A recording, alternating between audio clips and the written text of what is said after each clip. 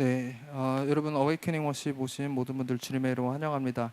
오늘 주제 같이 다시 한번 크게 읽어볼까요? 시작. 광야를 통과하라. 여러분은 광야라고 하시면 어떤 이미지 혹은 어떤 단어들이 연상이 되십니까? 아마 여기 있는 지금 배경 이미지처럼 사막, 아무것도 없고 메마른 곳 이런 이미지가 여러분들 가운데 떠오를 것입니다. 그뿐 아니라 또 뭡니까? 광야라고 하면 위험천만한 곳, 고난, 또 광야에 무엇이 있죠? 불뱀과 전갈, 심지어 물과 음식조차 쉽게 얻을 수 없는 그런 곳으로 우리가 광야를 연상하기도 합니다. 그러니까 사실 광야라고 이야기하면 긍정적이거나 뭔가 기분이 좋은 이미지는 아니라는 것이죠. 만약에 제가 여러분에게 우리 광야 가고 싶으신 분, 광야의 시간에 들어가고 싶으신 분이라는 질문을 했을 때 손을 들고 저요 하실 분은 없을 거라는 거죠. 네. 그런데 아마 대부분의 분들이 이렇게 얘기하실 거예요. 싫다거나 광야에 가고 싶은 분 싫습니다. 아니면 우리 좀 신앙 있으신 분들은 싫긴 하지만 피할 수 없다면 제가 그래도 가긴 하겠습니다. 그러나 피하고 싶으면 피하고 싶은 것이 바로 광야에서의 시간인 것이죠. 여러분, 누구에게나 이 광야의 시간은 기쁘거나 달가운 시간은 아니라는 것입니다. 우리 신앙생활을 오래 해오신 분들은 아마 아실 수 있으실 겁니다. 하나님을 믿는 사람 사실 누구나 어떤 시간이 필요합니까? 누구에게나 사실 다 광야에서의 시간이 필요하다라는 것을 우리는 부인할 수 없다라는 것이죠. 심지어 우리 모세는 어떻습니까? 미디안 광야에서 그가 40년이라는 시간을 보냈습니다. 그리고 끝났나요, 광야 시간이? 그리고 이제 애굽으로 나아가서 이스라엘 백성들이 이끌고 또 어디로 가죠? 또 광야로 들어가서 이스라엘 백성들과 함께 거기서 40년을 보내잖아요. 야, 모세는 80년을 광야에서 산 사람이에요. 그래서 난 그렇게 못해. 그래서 모세도 이름이 모세인가 봐요. 난 그렇게 못해. 네. 그래서 이 굉장히 오랜 시간을 광야에서 모세는 보냈습니다. 그리고 말씀드렸다시피 이스라엘 백성들도 출애굽하고 광야에서 40년이라는 시간의 여정을 보냈다라는 것이죠. 여러분, 광야는 하나님께서 사람에게 허락하시는 훈련의 시간입니다. 일종 신앙의 학교와도 같은 곳이라는 것이죠. 그러니까 우리는 이 광야에서의 시간을 통해 나를 점검할 수 있을 것입니다. 그래서 광야는 나 스스로를 돌아보고 점검하는 곳이기도 합니다. 또 광야에 또 다른 특징이 있는데, 그러니까 첫 번째 특징은 나 스스로를 점검하는 곳이고, 두 번째 특징은 세상과 단절된 채 오직 주님께 집중할 수 있는 장소이자 그 시간입니다. 성경의 많은 인물들이 하나님께 집중하기 위해 세상과 단절하고 광야로 나아갔다는 것이죠. 어떻게 보면 오늘날 이 기도원이라는 곳이 광야와 같기도 해요. 세상과 단절하고 오직 하나님께 집중하기 위해 사람들이 기도원에 방문을 하죠. 그래서 하나님을 깊이 만나고 경험하고 기도 응답의 역사가 있는 곳이 바로 또 기도원이기도 한데, 아까 말씀드렸다시피 신앙생활하면서 많은 사람들이 광야를 좋아한다고요? 꺼려 하다 보니까 요즘 기도원에 그래서 사람들이 안 모이는 거예요. 네. 하지만 우리 모두가 인지해야 되는 것이 무엇이다? 광야라는 시간은 우리에게 필수적이다. 그렇다면 우리가 이 광야가 왜 우리에게 중요하다라는 것인지 오늘 좀 말씀을 통해 보길 원하는데요. 하나님께서는 때때로 이 인생의 중요한 시간을 앞두고 일부러 광야의 시간을 갖게 하신다라는 거죠. 오늘 우리가 읽었었던 이 본문에도 예수님도 마찬가지로 공생의 시작이라는 것을 앞두고 친히 광야로 나가셨음을 우리는 알 수 있습니다. 오늘 우리가 4장 읽었잖아요. 3장 뒷부분에 어떤 내용이 나오냐면 세례 요한이 이 세례를 베풀고 있는 곳에 예수님이 나가십니다. 그 요단강가인데 결국 세례 요한이 어디서 활동했나요? 어디서 주로 외쳤나요? 광야에서 외쳤다라는 것이죠. 그래서 예수님은 친히 광야로 직접 나아가셔서 세례를 받으시는 장면이 3장에서 등장을 하게 된다라는 거예요. 그리고는 이 요단강에서 하늘에서 비둘기같이 내려온 성령과 또 아버지 하나님의 음성이 공식적으로 예수님의 이 공생의 사역의 시작을 알리는 역할을 합니다. 이는 내 사랑하는 아들이니라 라고 말씀하시면서 굉장히 의미 있는 시간, 그분의 사역이 시작되는 그 종을 알린 것과도 같은 사건이라는 것이죠. 그런데 그 사건 이후에 예수님이 바로 세상으로 나가서 공생의 사역을 하신 것이 아니라 뭡니까? 이 공생의 사역을 시작을 알리는 그 사건 바로 뒤에 예수님께서는 일부러 광야로 나가신 장면이 바로 오늘 4장에서의 내용이라는 것이죠. 이 같은 내용이 적혀져 있는 마가복음과 누가복음을 본다 하더라도 이 세례 요한의 세례 직후 예수님이 광야로 나가셨음을 기록하고 있습니다. 누가복음은 조금 더 이 시점에 대해 좀 분명하게 기록하고 있는데요. 누가복음 1장 2절, 누가복음 4장 1절에서 2절 말씀에 이렇게 이야기하고 있습니다. 한번 읽어주십시오. 시작. 예수께서 성령의 충만함을 입어 요단강에서 돌아오사 광야에서 40일 동안 성령에게 이끌리시며 마귀에게 시험을 받으시더라. 성령의 충만함을 입어 요단강에서 세례를 받고 돌아오시는데, 돌아오자마자 어디로 향했다라는 것을 우리가 알 수 있습니까?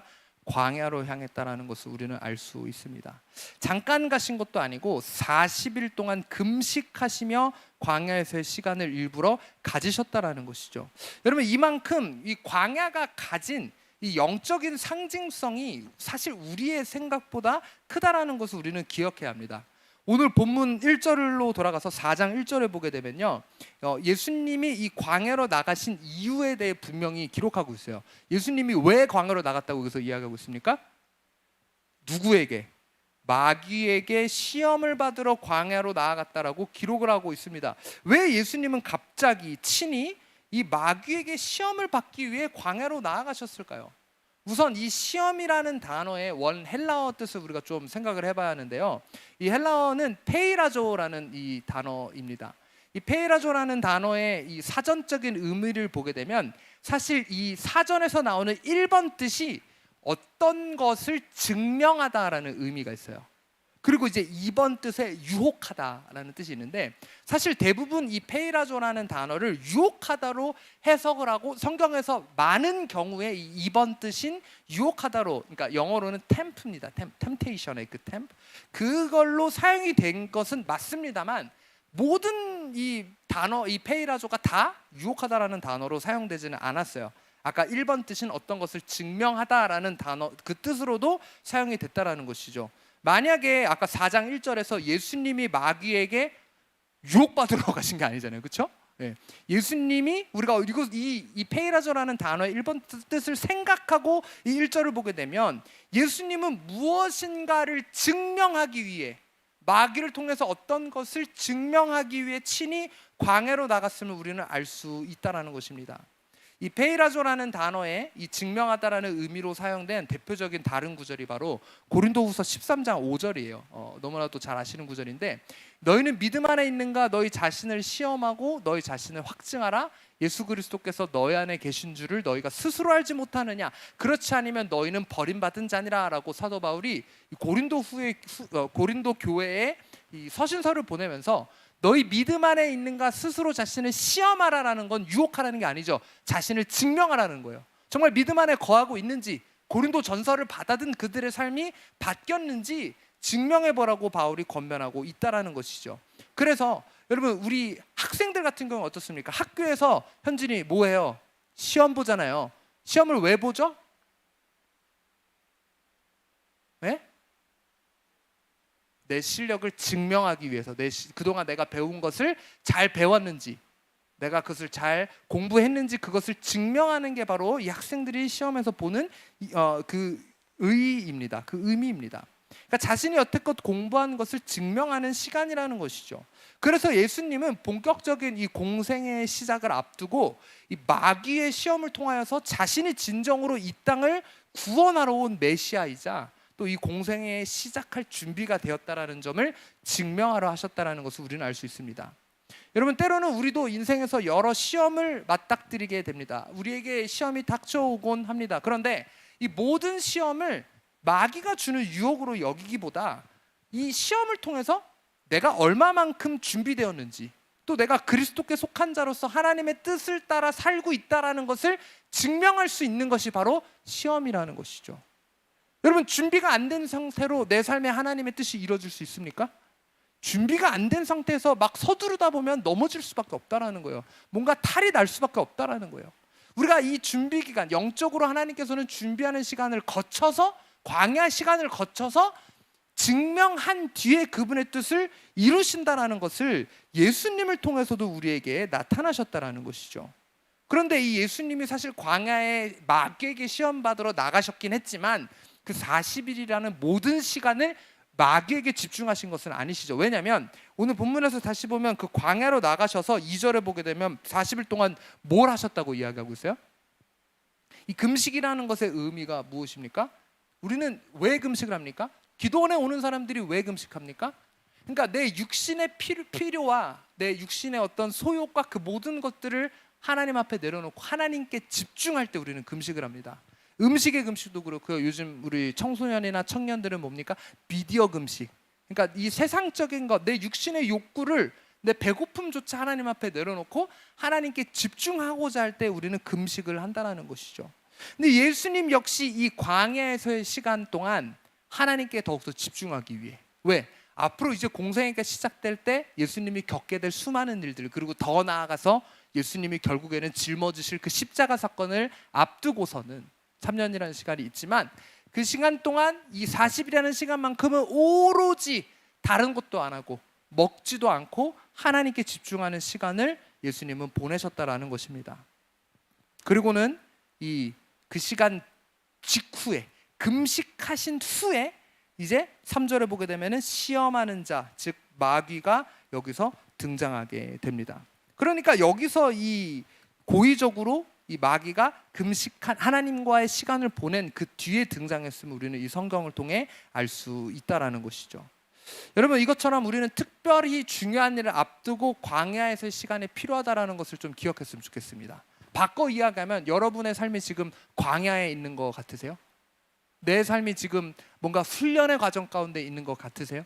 그러면 이 일 후에 이것을 통과하면, 내가 이 일을 통해서 증명하면 하나님 앞에, 하나님께서는 놀라운 새 일을 내 삶 가운데 또 내 가정 가운데 이루신다는 것을 여러분들이 믿으시길 바랍니다. 여러분, 예수님은 이 광야에서의 시험을 결국에는 통과하셨죠. 그리고 그가 이 광야에서 시험을 통해 무엇을 증명하셨는지를 함께 우리가 좀 나누고자 합니다. 이 예수님이 받으셨었던 시험을 크게 우리가 나누면 세 가지로 나눌 수 있는데요. 특별히 이 첫 번째 시험은 40일 금식으로 인해 예수님이 굉장히 굶주리시는 상태였죠. 그리고 마귀가 나와서 예수님한테 뭐라고 이야기합니까? 이 돌들로 떡덩이가 되게 하라라고 예수님을 그렇게 시험하십니다. 이 첫 번째 시험이 많은 사람들이 생각할 때 단순히 먹을 것에 대한 시험으로 생각을 하시고는 합니다. 그런데 이것은 단순히 먹을 것에 대한 시험이 아닙니다. 우리 첫 번째 포인트 한번 띄워주세요.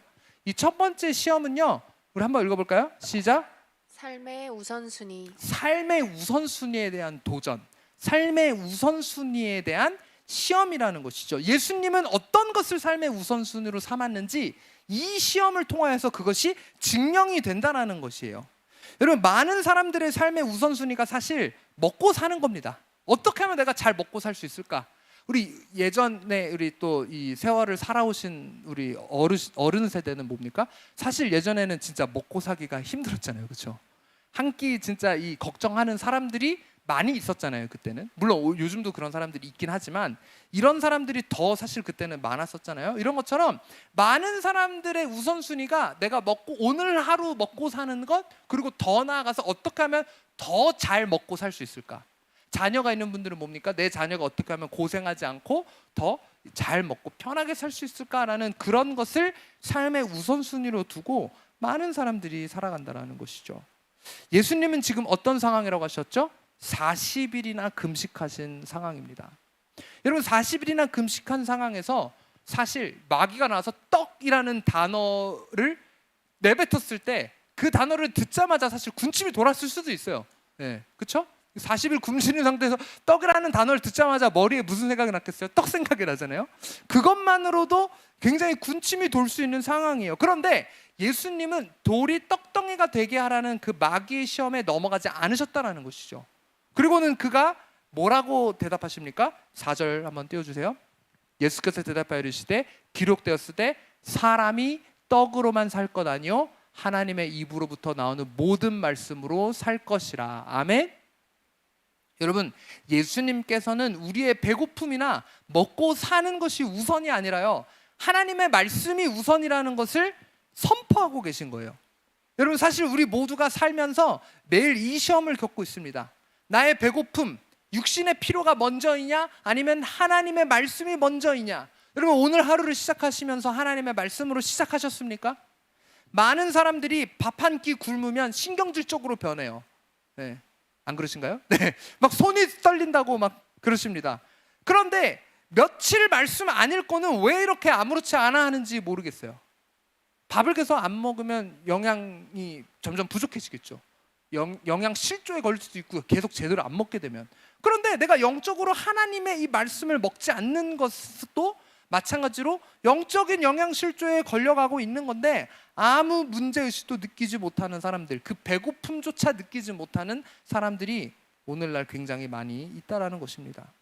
이미 많은 그리스도인들이 이 마귀의 우선순위에 대한 도전 앞에 매일 무릎 꿇고 있는지도 모르겠습니다. 매일 떡덩이를 먼저 구하고 있는지도 모르겠습니다. 심지어 하나님 앞에 나의 기도 제목들을 쏟아놓을 때 그 기도 제목들을 여러분 한번 생각해 보세요. 온전히 떡을 구하는 내용 아닙니까? 어떻게 하면 더 잘 먹을까? 하나님 이거 되게 해주세요. 하나님 제가 집을 내놨는데 집 팔리게 해주세요. 하나님 제가 뭐 이거 하는데 이 사업에 잘 되게 해주세요. 내 삶의 모든 기도 제목이 사실 떡에 초점이 맞춰져 있지는 않으십니까? 여러분 오늘 우리가 기억할 것은 떡이 문제가 아니라는 거예요. 음식, 삶의 필요가 있는 그 모든 삶의 필요가 우선이 아니라는 것이죠. 우리에게 우선순위는 무엇이어야 합니까? 오직 하나님의 말씀, 오직 하나님에 관련된 것이 돼야 된다는 것이죠. 그러나 우리 대적마귀 사탄은요 너무나도 교묘하고 똑똑합니다. 그러니까 우리에게 다가와서 이렇게 속여요. 뭐라고 속삭이냐? 일단 사람이 먹고는 살아야 되잖아. 굶는 사람이 어딨어? 누가 하나님의 말씀 보지 말래? 하나님의 말씀 봐. 그런데 먼저 너 배고프니까 떡부터 먹어. 너가 잘 먹고 잘 살아야 말씀도 볼 거 아니야. 너가 잘 먹고 잘 살아야 헌금도 할 거 아니야 라고 이야기하면서 내 삶의 먼저가 하나님을 찾는 것이 아니라 내 인생의 필요에 맞춰지게 합니다. 농담식으로 사실 이야기했지만 그게 진짜 요즘 기도원에 사람들이 안 오는 이유예요. 저희 기도원뿐만 아니라 많은 기도원이 문 닫고 있는 이유가 지금 이 시대가 그런 시대라는 거야. 하나님께 내 삶을 먼저 집중하고 내 우선순위를 맞추는 것보다 내 삶의 필요가 먼저라는 것이죠. 우리 예전에 뭡니까? 연초 1월 달만 되면요 이 자리에 사람들이 정말 가득 차서 앉을 자리가 없을 정도였고, 여름철만 되면요 휴가를 내가지고 본인의 개인 휴가를 사용해서 기도원에 오는 사람들이 있었다라는 거예요. 근데 점점 그런 사람들이 줄어들고 있어요. 우리 기도원만 그런가? 다른데 다 이렇게 물어보고 이야기를 들어봐도 다른 데도 다 마찬가지더라고요. 요즘 이 시대에 본인 휴가 내서 기도원에 가는 사람 거의 찾아볼 수 없는 그런 상황에 이르렀어요. 교회를 다니는 사람들조차도 내 삶의 우선순위가 하나님께 더욱더 가까이 나아가는 것이 아닌 시대가 지금은 되었다라는 것이죠. 여러분, 사탄은 오늘날 우리에게 동일하게 이렇게 속삭입니다. 말씀 읽어, 하나님 앞에 나아가. 그런데 그것보다 이것을 먼저 바라보게끔 우리의 시선을 흩습니다. 계속해서 우리에게 다른 말씀을 주입시키고 계속해서 우리에게 다른 것을 바라보게 만든다라는 것이죠. 여러분, 그러나 예수님은 이런 마귀의 속삭임에 어떻게 하셨습니까? 단호하게 대처하셨음을 우리는 반드시 기억해야 합니다. 사람이 떡으로만 살 것이 아니요 하나님의 입으로 나오는 모든 말씀으로 산다라고 선포하셨습니다. 하나님의 말씀이 떡보다 양식보다 여러분 먼저입니다. 여러분의 시간을 구별해 하나님께 드리십시오. 말씀과 기도로 하루를 시작하십시오. 말씀과 기도로 하루를 마무리하십시오. 그리고 하나님의 말씀 없이 내 영이 메말라 죽어가고 있음을 인지하시기 바랍니다. 오늘도 내일도 모레도 이 마귀는요 우리에게 다가와 이 우선순위의 싸움을 건다라는 것을 여러분 기억하십시오. 아담과 하와도 마찬가지예요. 그들이 이 뱀의 유혹에 선악과를 단순히 먹은 것이 아니라 뭐라고 말씀하셨습니까? 하나님이 원래 그 과실을 먹는 자는 반드시 죽는다라는 하나님의 말씀을 주셨어요. 아담과 하와가 그 말씀을 우선순위에 삼았더라면 과실을 먹지 않았을 거예요. 그런데 그 우선순위는 잠깐 뒤에다가 넣어놓고는 뭡니까? 자기 그 선악과 뭐라고 나왔어요? 보암직도스럽고 먹음직도스러운 그걸 보면서 군침을 꼬깍꼬깍 삼키다가 그냥 하나님의 말씀을 제껴놓고 그거 먼저 먹은 거예요. 하나님의 우선순위가 먼저가 아니었기 때문에 뱀의 유혹에 넘어갔다는 것이죠. 이것처럼 뱀은 오늘날도 우리에게 다가와 이 우선순위에 대한 도전을 하고 있다는 거예요. 여러분, 오늘 이 우선순위에 대한 시험은 단순히 떡, 즉 먹는 것에만 국한되지 않습니다. 우리 삶의 모든 것을 의미합니다. 특별히 우리 젊은 친구들에게는 무엇입니까? 미디어, 핸드폰, 게임. 여러분에게는 미디어가 우선입니까? 아니면 하나님의 말씀이 우선입니까? 우리 청년들. 이 사실 지금 이 자리에서는 우리가 덜한데, 제가 어떤 때 이제 다른 데 집회 가면요, 청소년 집회 가면요, 수련회는 좀 괜찮아요. 근데 그냥 어디 교회에 말씀 전하러 가면요, 청년들이나 이 청소년들이 있는데 대부분 핸드폰 보고 있어요, 사실. 예. 근데 그걸 왜 관리를 안 하는지 모르겠어요. 강사는 불러놨는데 왜 애들 핸드폰 그렇게 하면 왜 부른 거예요? 예. 저는 그런 거 못 보거든요. 예. 다 그냥 찍고 그냥 얘기해요. 너 기분 나쁘고 말고가 문제가 아니고 그 태도가, 누가 지적을 안 해주면 그 사람의 인생이 하나님이 받으시는 그 예배에 그렇게 해서는 안 되기 때문이죠. 그래서 그게 우선이 아니라는 것을 저는 그냥 찝어서 얘기합니다. 여러분, 이것처럼 많은 젊은 친구들에게 하나님의 말씀보다 핸드폰이 우선이라는 거예요. 이 미디어의 유혹과 시험 앞에 갈팡질팡하는 우리에게 오늘 주님이 이렇게 말씀하십니다. 사람이 스마트폰으로만 살 것이 아니요 하나님의 입으로부터 나오는 모든 말씀으로 살 것이라. 아멘. 예, 우리 젊은 친구들뿐만 아니라 요즘 어른들도 핸드폰만 이러고 붙들고 있는 분들 있죠. 예. 요즘 좀 열기가 식긴 했는데 옛날엔 뭡니까? 그 미스터 트롯 보면서 어머나 우리 영웅이 영상 계속 막 찾아보고 그런 분들이 많이 있잖아요. 예. 여러분, 사람이 떡으로만 살 건 아니요, 또 사람이 스마트폰으로만 살 것이 아니요, 사람이 돈으로만 살 것이 아니요 하나님의 말씀, 그것을 우리의 우선순위에 두고 이 마귀의 도전에 승리하는 우리가 되었으면 좋겠습니다. 자, 그리고 예수님이 이 받으셨던 두 번째 시험은 어떤 시험이었죠? 성전 꼭대기에 올라가서 뛰어내리라는 시험을 받으셨어요. 근데 왜 성전 꼭대기에 세우고 마귀는 거기서 뛰어내리라고 도전을 했을까요?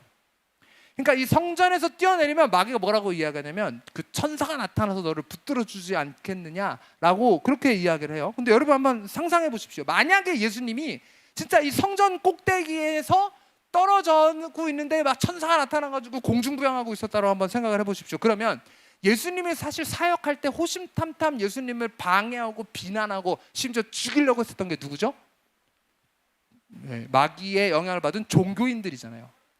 제사장들, 또 이 율법학자들이 예수님의 사역을 방해했지 않습니까? 근데 예수님이 이 공생애를 시작하시면서 성전에서 공중부양하면서 천사랑 나타나면 모든 종교인들이 예수님을 바라보고 눈이 뒤집어질 거 아니에요. 다 예수님 편에 설 거 아니에요. 야, 진짜 메시아가 왔구나 이러고. 그런데 예수님은 그렇게 하셨으면 너무나도 쉽게 공생애 사역을 하실 수 있었지만 그렇게 하지 않으셨다는 거예요. 왜? 예수님은 신으로서 이 땅에 오신 것뿐만 아니라 예수님의 초림은요, 완전한 인간으로서 오신 것이기도 때문이에요. 그래서 완전한 인간으로서 우리의 죄를 짊어지고 십자가에 못 박히셔야 하셨기 때문에 그 시작을 신성으로만 시작하지 않으셨다라는 것이죠. 여러분, 그리고 이 마귀가 예수님에게 성전에서 뛰어내리라고 이야기하는 것에 또 다른 숨겨진 의미가 있습니다. 상징적으로 사실 성전 꼭대기는요, 상징적으로 이스라엘에서 가장 높은 곳입니다. 성전이 가장 중요한 곳이기 때문이죠. 그런데 거기서 뛰어내리라는 것은 잘 생각해 보십시오. 예수님은 원래 어디에 속하셨습니까?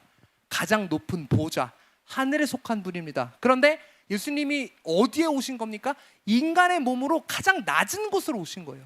성육신, 가장 높은 곳에서 가장 낮은 곳으로 어떻게 보면 떨어지신 거와도 같은 거죠. 그런데 이 마귀는 그것을 조롱하고 있는 거예요. 가장 낮은 곳에 우리를 구원하기 위한 그 예수님의 성육신을 조롱하면서 높은 곳에서 낮은 곳으로 온 예수여, 또 한 번 높은 곳에서 낮은 곳으로 한번 떨어져 봐 라고 조롱하며 부추기고 있는 의미도 있다라는 거예요. 그래서 여러분, 이 마귀가 예수님께 했었던 두 번째 시험은요, 포인트 띄워주세요. 그분의 정체성에 대한 시험이었습니다. 이 마귀가 뭐라고 예수님한테 질문을 했습니까? 오늘 본문 6절 말씀 한번 보시겠어요? 한번 읽어주시죠. 시작. 이르되 내가 만일 하나님의 아들이여든 뛰어내리라. 네, 여기까지. 마귀가 질문할 때 시험을 하면서 내가 만일 하나님의 아들이여든 뛰어내리라 라고 이렇게 도전을 했다라는 것이죠. 근데 첫 번째 시험에서도 사실 똑같은 부분이 등장하게 돼요. 3절 말씀 보세요. 시험하는 자가 예수께 나와 이르되 뭐라고 이야기합니까? 내가 만일 하나님의 아들이여든. 이 예수님의 정체성에 도전을 하고 있는 거예요. 의문을 품고 질문하고 있는 거예요. 그런데 사실 마귀가 진짜 예수님이 누군지 몰랐을까요? 그랬을 리가 없습니다. 더더군다나 이 바로 직전, 이 4장 바로 직전, 시험 받기 직전, 광야로 나가기 직전 무슨 일이 있었다고요? 요단강 세례 사건. 거기서 하나님이 뭐라고 말씀하셨습니까? 마태복음 3장 17절. 마태복음 3장 17절. 네, 한번 읽어주십시오. 시작. 하늘로부터 소리가 있어 말씀하시되 이는 내 사랑하는 아들이요 내 기뻐하는 자라 하시니라. 하늘에서 소리가 들리면서 하나님이 성부 하나님께서 그리고 성령 하나님은 비둘기같이 임하시고 성자 예수님이 있는 그 자리에 이는 내 사랑하는 아들이요 라고 하늘에서 이 음성이 대대적으로 선포되고 있는 거예요. 그러니까 예수님의 정체성이 여기서 대대적으로 공개되고 있는 것이죠. 그런데 마귀는 그 예수님의 정체성에 대해 도전하고 있다는 거예요. 예수님은 하나님의 아들이시기 때문에 사실 얼마든지 이 도전에 응하실 수 있었습니다. 그러나 그렇게 하지 않으셨습니다. 여러분, 사실 제일 어려운 것 중에 하나가 뭐냐면요, 할 수 있는 것에 대한 도전이에요. 잘 아시겠지만 제가 굉장히 다재다능하지 않습니까? 무시하시는 거예요? 제가 거의 못하는 게 없어요. 다 다재다능합니다. 팔방미인이에요. 그런데 제가 정말 못하는 게 있어요. 사실 학교 다닐 때도 체육도 잘하고 공부도 잘하는 편이었어요. 사실 공부도 잘하는 편이었고 막 다 뭐 음악도 그렇고 다 잘하는데 맨날 제일 어렵고 제일 못하는 게 뭐였냐면 미술이에요. 미술. 저희 어머니는 미술을 정말 잘하시거든요. 그림도 잘 그리시고 정말 미술적인 감각이 굉장히 탁월하고 뛰어나세요. 그런데 그 미술 유전자는 저희 형 목사님이 다 가져가 버렸어요. 저희 형 연필 만들어도 그림을 얼마나 잘 그리는지 저도 그림 못 그리고 저희 김한경 전도사님도 미술 굉장히 못하세요.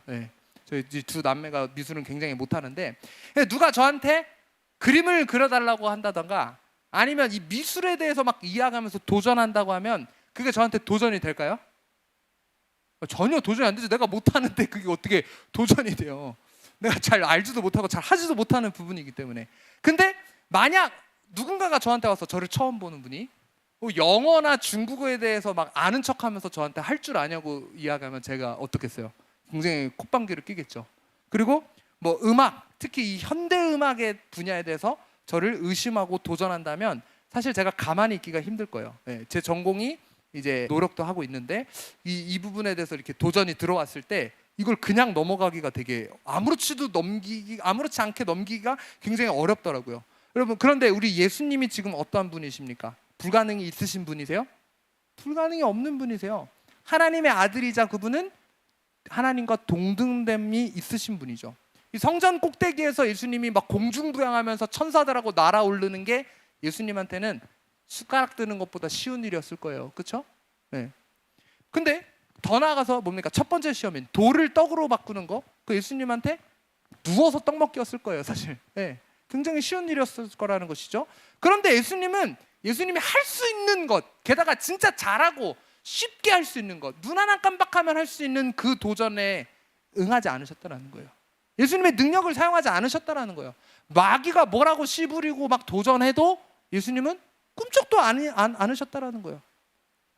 하나님의 아들이 맞냐는 예수님의 정체성을 의심하면서 이거 해봐라 저거 해봐라라는 그 질문 앞에 이것저것 다 보여주면서 이야기하는 것이 아니라, 예수님의 능력을 막 나타나신 게 아니라 이 말씀 딱 한마디 하시죠. 뭡니까? 7절 말씀 한번 읽어주세요. 시작.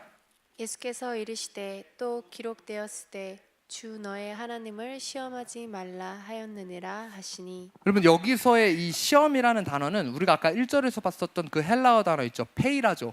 페이라조라는 단어 앞에 에크라는 이 그 접두어가 붙은 단어예요. 그러니까 에크페이라조인데, 에크페이라조랑 그냥 페이라조랑 뭐가 다르냐면, 페이라조는 그냥 시험이지만 이 에크페이라조라고 이야기하면 뭔가 무모한 거예요. 에크라는 게 붙으면 무모한 시험, 무모한 도전, 이런 의미인 것이죠. 그러니까 하나님한테 감히 지금 도전하고 하나님을 시험한다라는 게 말이나 됩니까?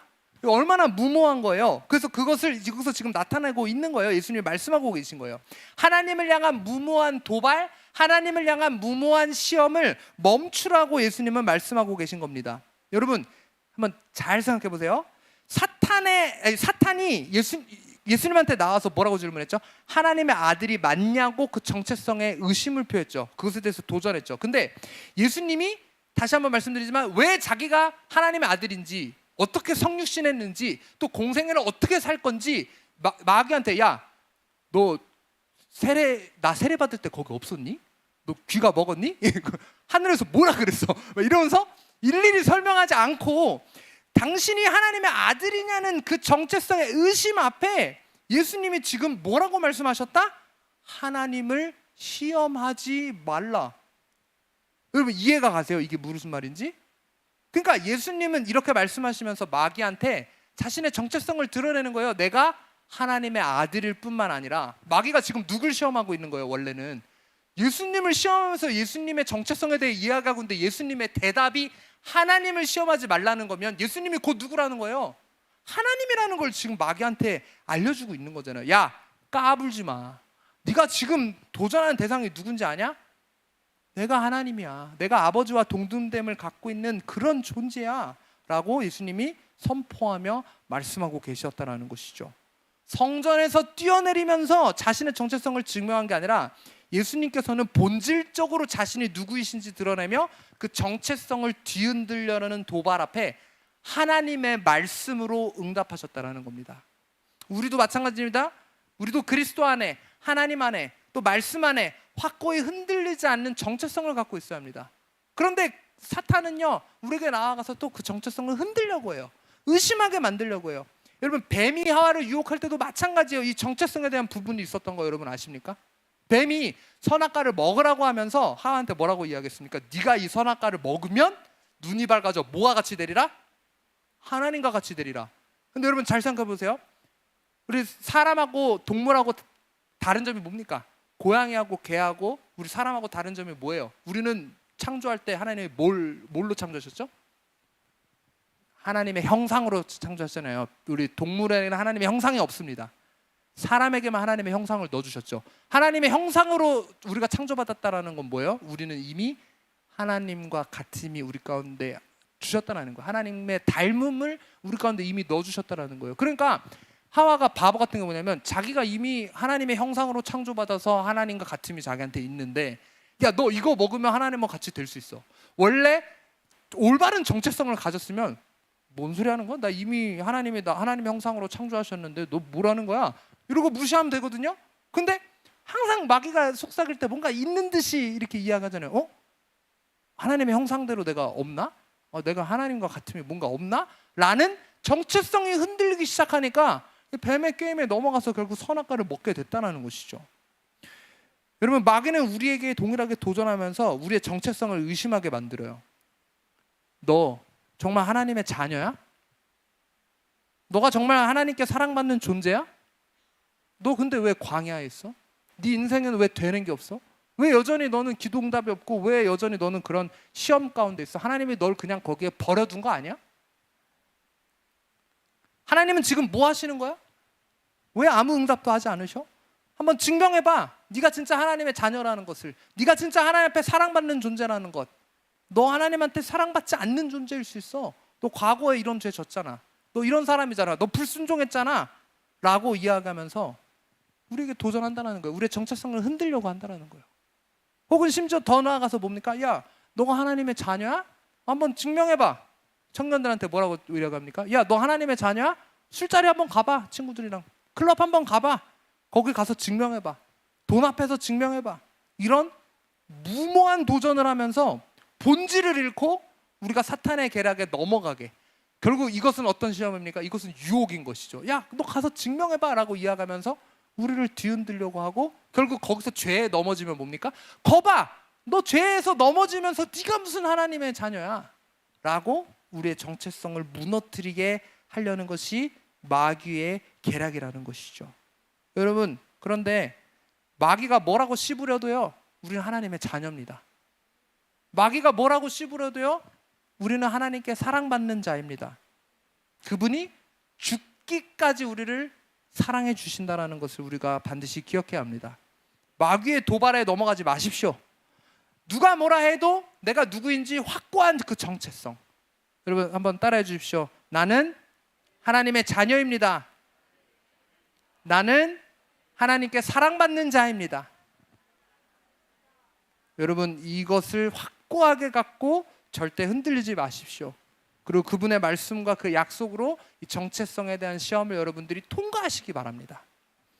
자, 그리고 그 다음에 이어진 예수님의 마지막 시험에서요, 마귀는 예수님을 높은 산으로 모시고 갑니다. 그리고 거기서 뭘 보여줍니까? 천하 만국과 그 영광을 보여주면서 마귀가 이렇게 이야기합니다. 그 다음 절, 네가 만약 엎드려 경배하면, 나를, 마귀를 엎드려 경배하면 이 모든 것을 내게 주겠다라고 예수님을 시험합니다. 여러분, 마귀가 약간 정신이 어떻게 된 것 같아요. 말귀를 잘 못 알아듣는 것 같아요. 바로 전에 마귀가 예수님을 시험하니까, 정체성에 의심하니까 예수님이 뭐라고 그랬죠? 내가 하나님이다라는 거를, 하나님을 시험하지 말라고 하면서 얘기를 했잖아요. 근데 뭔 지금 하나님하고 같은 사람한테, 같은 분한테 가서 천하만국을 주겠다고 이야기를 하는 거예요. 말귀를 지금 마귀가 못 알아듣고 있는 거죠. 근데 여기서 포인트가 뭐냐면 이 내게 엎드려 경배하면이에요. 그러니까 마귀에게 무릎 꿇고 그를 숭배하면 천하를 얻을 수 있다라는 것이죠. 이 마귀의 세 번째 시험은요. 그래서 포인트 띄워주세요. 한번 같이 읽어주십시오. 시작. 경배의 대상. 내가 누구에게 무릎 꿇고 있는가에 대한 시험입니다. 나는 누구를 경배하고 있는가에 대한 시험입니다.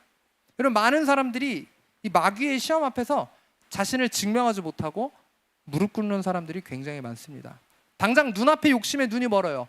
영원한 것을 바라보지 못하고 물질적인 것을 숭배합니다. 근데 육신의 정욕의 필요에 먼저 응답합니다. 지금 이 순간에도 하나님을 예배함보다 돈 몇 푼이 우선이 되어서 다른 자리에 있는 사람, 하나님을 예배함보다 내 말초신경을 자극하는 그런 다른 유식거리들을 찾으러 그 자리에 나간 사람, 지금 누구보다도 은혜 받아야 할 우리 교회 청년이 또 오늘 안 왔는데, 네. 여러분, 누구보다도 하나님의 은혜와 말씀이 필요하고 그걸로 회복이 이뤄야 되는데 엉뚱한 짓거리 하고 있는 사람들 많아요. 그 물어보면 항상 꼭 그런 때에 다른 이 시험이 있다라는 것이죠. 그리고 거기에 통과하지 못하고 결국 예배 자리에 안 나오고 누구에게 무릎 꿇는다? 마귀에게 무릎 꿇는 거예요. 그러나 예수님은 이 시험 앞에 분명하고 단호하게 이렇게 선포하십니다. 10절 말씀 같이 읽겠습니다. 시작. 이에 예수께서 말씀하시되 사탄아 물러가라. 기록되었으되 주 너의 하나님께 경배하고 다만 그를 섬기라 하였느니라. 누구를 경배하고? 하나님 한 분만 경배하라고 이야기하는 거예요. 누구를 섬기라고? 하나님 한 분만 섬기라고 이야기하고 있는 겁니다. 여러분, 이 시간 선포하길 원합니다. 오직 우리의 경배의 대상은 하나님 한 분뿐입니다. 오직 우리가 무릎 꿇어야 할 대상은 하나님 한 분입니다. 하나님 외에 그 누구에게도, 그 무엇에게도 절대 무릎 꿇지 마십시오. 목숨의 위협이 있을 것을 알면서 원수 하만 앞에 무릎 꿇지 않았었던 모르드게처럼, 그리고 우상 앞에 목숨을 걸고 절하지 않았었던 다니엘의 친구들처럼, 여러분, 세상 앞에 우리는 무릎 꿇어서는 안 됩니다. 그런데 오늘날 수많은 사람들이 돈 앞에, 쾌락 앞에, 성공 앞에 엎드려 경배하고 있다는 거예요. 왜? 내가 눈 한번 딱 감으면요 큰 돈이 생기고, 내가 눈 한번 딱 감으면요 출세할 수 있고요, 눈 한번 딱 감으면요 내 말초신경을 자극해서 잠시 기분 좋게 하는 것들을 즐길 수 있고, 지금 뭡니까?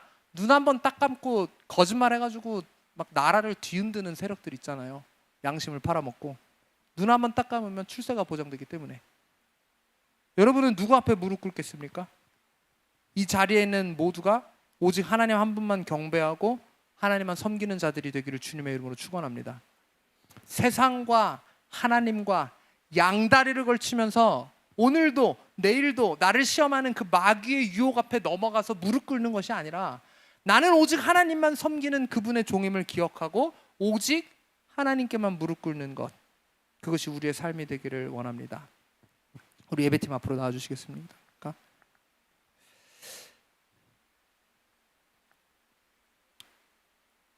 여러분, 구약에 보게 되면 저에게 굉장히 사실 매번 도전이 되고 와닿는 사건은 갈멜산 사건입니다.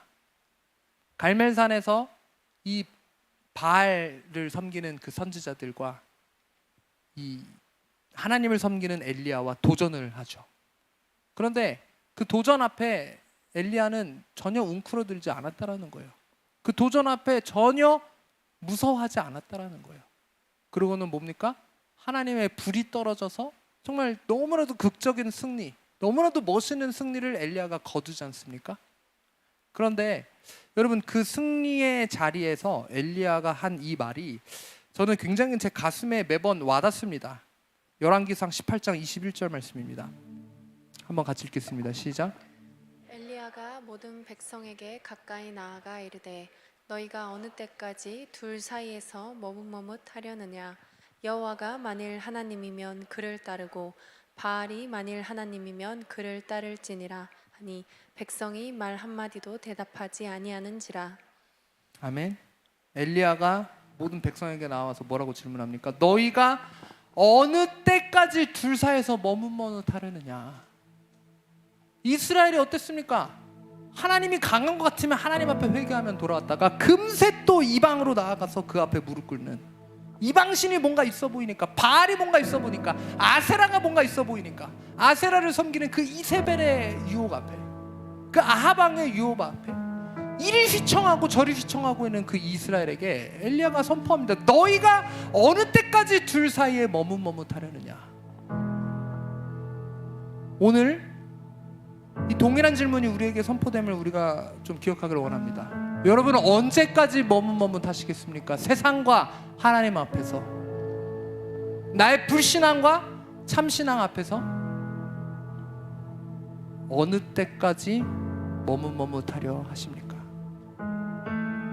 불을 꺼주십시오. 우리 오늘 이 시간 좀 결단하기를 원합니다. 여러분, 오직 하나님 한 분만 왕이심을 우리가 믿음으로 선포하기를 원합니다. 그리고 그 무엇에도 무릎 꿇지 않고 오직 하나님 앞에 무릎 꿇는 그런 우리가 되기를 원합니다. 오늘도 마귀는 우리에게 다가와서 시험합니다. 우선순위에 대해 도전하고요, 우리의 정체성에 대해 도전하고요, 우리의 경배의 대상에 대해 도전하고 있습니다. 이 시간 우리가 선포하기를 원하는 것은, 하나님, 내 안에 머뭇머뭇거리는 것, 세상과 양다리를 걸치는 것을 이 시간 십자가 앞에 내려놓고 멈추고 오직 왕이신 그 예수 그리스도 앞에, 하나님 한 분 앞에 무릎 꿇겠습니다. 우리 아까 했었던 찬양인데요, 주님만이 왕이십니다. 우리 이 찬양을 좀 고백하면서, 하나님, 내 삶에 그 모든 것이 왕이신 주님 앞에 맞춰지게 하여 주시옵소서, 왕이신 주님 앞에 조정되게 하여 주시옵소서 라고 우리가 좀 고백하면서 기도하는 시간을 갖기를 원합니다. 주님, 주님만이 왕이십니다. 이 시간 이 자리에 왕으로 자정하여 주시옵소서. 우리의 삶 가운데 주님의 뜻을 행하여 주시옵소서.